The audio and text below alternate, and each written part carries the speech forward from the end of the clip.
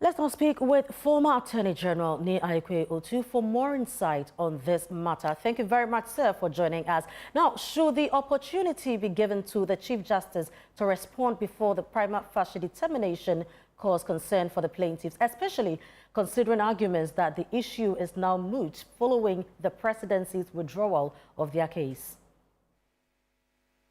Well, I don't know. I haven't gotten the question well. Well, can you repeat it then? Right. So I'm asking if the determination of or should opportunity be given to the Chief Justice to respond before the prima facie determination cause concern for the plaintiffs? Oh, that is exactly what the Supreme Court decided in the case of Ayikoi, that the person is entitled at least to be given an opportunity, to respond to whatever concerns someone has raised. And it was repeated in the Tiger IP case. So the procedure is that otherwise, if the president receives the petition, then he would proceed to determine the prima facie case. He will straight away set up the 5-member committee. But in determining prima facie, he would not have gotten to have any idea of what the response would have been. So that has been the position. We have followed it. The president has followed it. The Chief Justice demanded. The president said, well, you spoke even too early. We were coming to give it to you. Whether it is a political thought is another matter. But it has been given. So now let them consider whatever the prima facie case, and then we'll take it from there. Right, so the case at the Supreme Court, is it moot? Well, there are two schools of thought. If that is likely to recur, then the Supreme Court can say, let's still go ahead, although the matter has somehow been resolved, because if next time a similar matter will get up. So if we decide on it once and for all, that is better.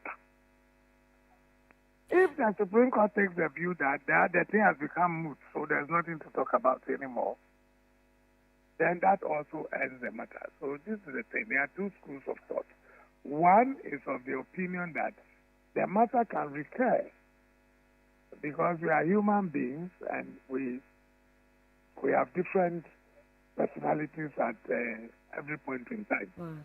So for this one, we have resolved the matter. Next time another person comes and he wants to repeat the same thing. After all, look at the Supreme Court directive that, managing directors, chief executives of state-owned enterprises and the rest, where government is only a part shareholder, government should not come and sack people. And they have continued doing that, although the Supreme Court has said it's not proper. Leave the people there. They were recommended to the shareholders. The shareholders approved them. So it's not like government appointing them. Look at the SIC woman's case, for example. They kept on disturbing the woman. The woman had to give in and to resign. Meanwhile, there has been a Supreme Court ruling on the matter. So perhaps if it is done and then they clarify the situation once and for all, going forward, if such a matter recurs, then there will be a guiding principle instead of saying that the thing has become moot, so let's forget about it. So it all depends upon which school of thought they would like to follow when they. Very well. So how will the determination of the prima facie now unfold, given that the Council of State had already begun deliberating on the petitions prior to the Chief Justice's response? Oh, I don't think they started anything as yet. Just when we heard the news, then the Chief Justice demanded it. So, yes, perhaps the matter was referred to them. But once the Chief Justice demanded, I hope as honorable people, they would have put a stop to it. So now they have to take this response into consideration. Now, do you believe the debate over whether the Chief Justice should be allowed to comment on the petitions before the prima facie determination raises concerns about potential political motivations behind the petitions? No, this is pure law. I'm saying that the Ayikoi and other decisions have clarified the situation. Now, it's only fair that you hear the person before you determine whether or not there's a prima facie case. You look at this thing. Look, you are sitting here somewhere. Somebody has written a petition about somebody that the person has done ABCD. Meanwhile, there are clear rules. There must be stated misbehavior, incompetence, or infirmity of body and mind. Maybe all that the person has written does not come anywhere near this threshold.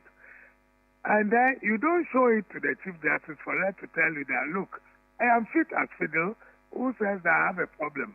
Which incompetence is he talking about? I only apply the law. The law said I should do this and that, and I apply the law.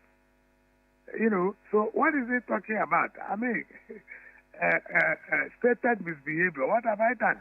When I did this, it was informed by law.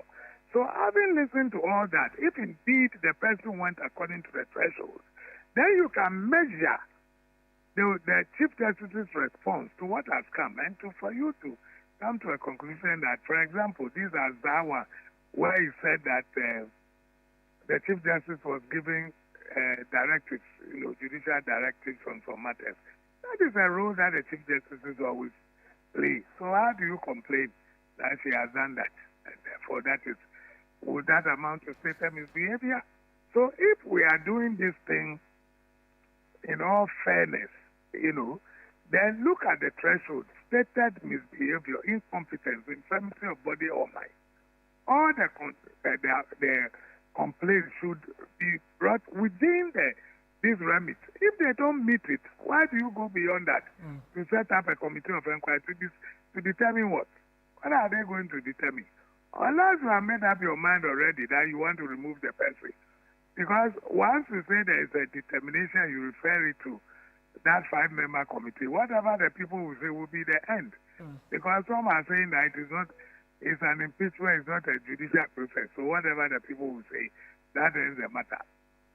You see, it is not fair. In the first place, giving the power to the president to even appoint, is wrong. So that's why the Constitutional Review Committee is looking at it, get an independent body to do some of these appointments with the approval of Parliament.